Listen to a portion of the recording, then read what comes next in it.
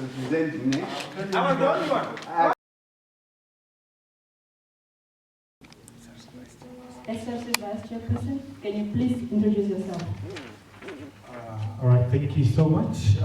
My name is Martin Maswao, the SRC Vice Chairperson of the International University of Management, and I still serve as a peer educator. Our role, we act as, how can I say, we are personal assistants, like counselors. We counsel people in the absence of the counselor as well. With the program that we had today, it was a very, very educative program. And I learned quite a lot today in terms of leadership, teamwork, and communication. Okay, thank you for your input, and I would like to ask you a question, like what really stood out for you through this whole training? What stood out for you? What stood out for me is something I lacked very much, and it was repeated over and over, which was confidence. You know, I believe the confidence is something that is important in our life. And today, yeah, hopefully, if I'm going to be the next chairperson of this university, I will stand and I will serve my people, and I'll be their servant, and I'm willing to serve them to the fullest of my abilities. Thank you, Mr. McLean. Hopefully you will be the next chairperson.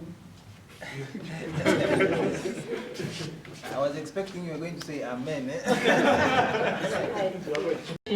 From the one that I already asked, it's just the same question. So I just want to hear from you guys, like how was the training? Like is it really, is this kind of training really necessary, like for leaders in this institution? And how was it, like if you have to express yourself, the feelings that you have right now, like you guys being the first people, the SRCs to receive this kind of training and the certificates, how does it feel? Well, thank you very much for the opportunity. I must stress that this event was very, very successful. As we speak right now, I'm very much flabbergasted and bamboozled at the same time. I did not expect it to be so knowledge impacting, because to begin with, we were able to confabulate on very, very serious issues. I mean, to start with, again, I would say the presenters themselves, they were very much informed and educated. And I just feel like the knowledge that I had on leadership, it was not enough. But what I grasped today was very much important, and it will make me a very, very responsible leader in the future if it is God's will. Thank you. Thank you very much for the big words. Over to you, Mr. McLean. Okay, thank you very much. I would say these kind of programs are of course very much imperative to the student leaders. Some of us, we never got this kind of opportunities for us to be able to sit in programs where we are being taught as to how a leader is supposed to conduct themselves and what they are supposed to do and how they are supposed to carry out themselves. Because if we had this kind of opportunities, then I believe it would have rendered circle. So I can say the program was supercalifragilisticexpialidocious and of course knowledge imparting. And we need this kind of programs more often. So like it was said, now we understand the importance of time management, and of course how important it is for a leader to be approachable. Because today we are faced with a problem where people vote for megalomaniacs who often excogitate to floxinaucinihilibilificate students. Just say it was. Yeah, it was. Yes, like I was saying, we are faced with a problem where people vote for megalomaniacs. And the megalomaniac is somebody who is just in obsessive need of power, but they can't represent. In the end, they face consequences of them not being represented robustly. And of course, we still have leaders who are pusillanimous in terms of representing students.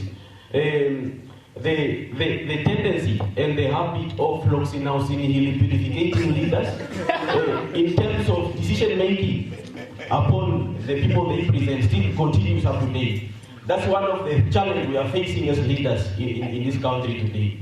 So you find that at academical institutes, the management does not even involve the LRC or the SRC in decision making. So at the end of the day, students suffer the consequences. So these are some of the things that should be done away with.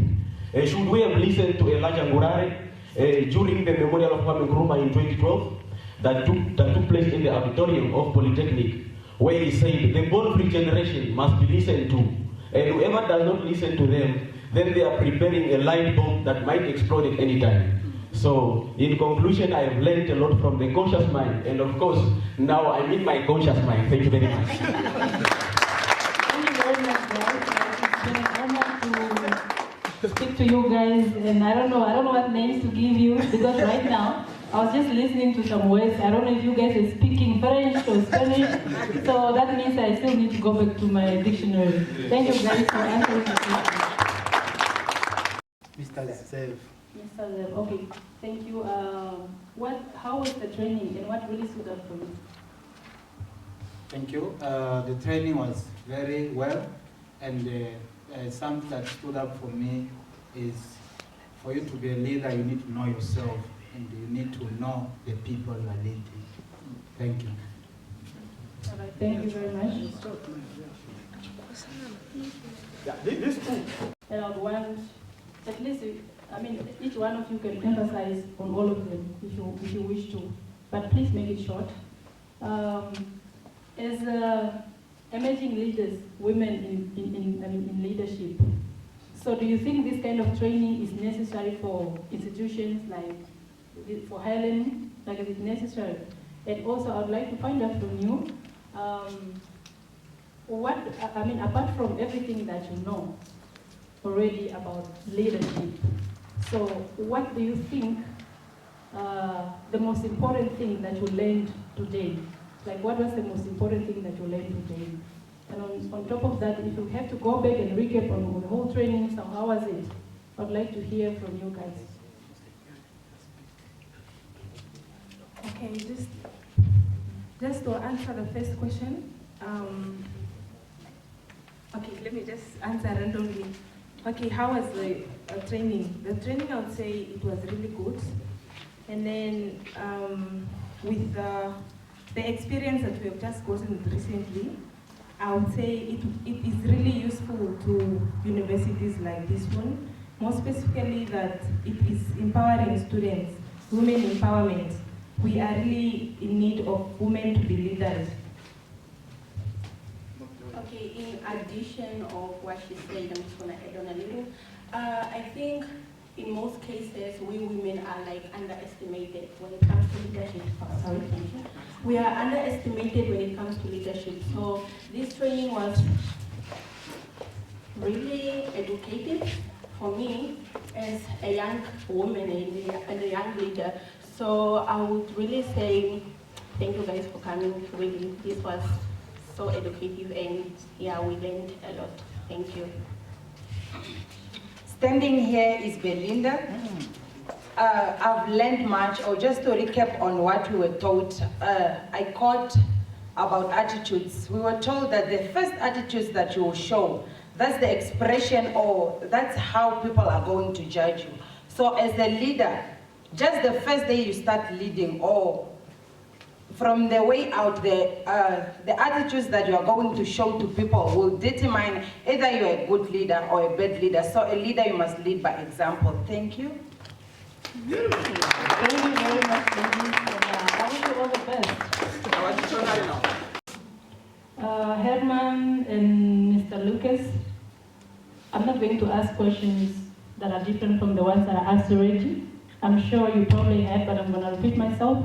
How was the training, and what did you learn from the training? And when we have to recap the whole training, like as leaders that are in this institution, IUM, Kurenkuru, so what leadership skills did you guys learn, apart from the ones you already know?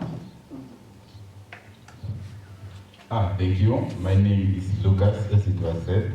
The first thing I learned on this program was actually the first thing which was depicted on the screen when they started with the presentation. The first thing we learned today was the 4 personality types, which were phlegmatic, sanguine, melancholic, and then choleric.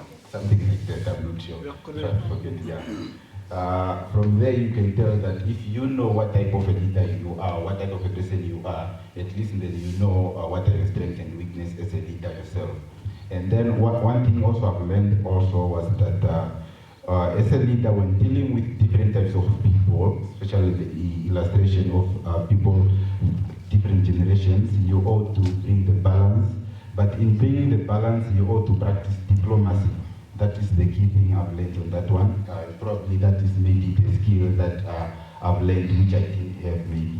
And then the other thing was on attitude. As a leader, you have to have attitude, good attitude, not bad ones. And you have to go to carry yourself as a leader wherever you are because people are watching. I think I end there. Thank you. Thank you very much. That was beautiful. Over to you, Mr. Herman. Thanks once again. Actually, I've learned a lot in this program, but I just picked up 2 things, which is as a leader, you should also understand the people that are leading. You should understand because we're talking of individual differences. We live in different cultures. So as a leader, at least try to pick up those understanding. You have to understand each one so that we lead them well. And the second one again, it's time investment from my first speaker of the first section that you said. It's very much important for a leader to manage his time. More especially like the leader should be there on time, do things on time, so that the student that you are leading should also follow you. I think that's what I just picked up. Thank you. You've been so good to me. You guys have learned so much from me. Give you everything. You are all our been so good to me. So your love inside me. And probably we'll see you next time or next year. I don't know, but yeah, we'll definitely keep in touch. Thank you. You're my constellation.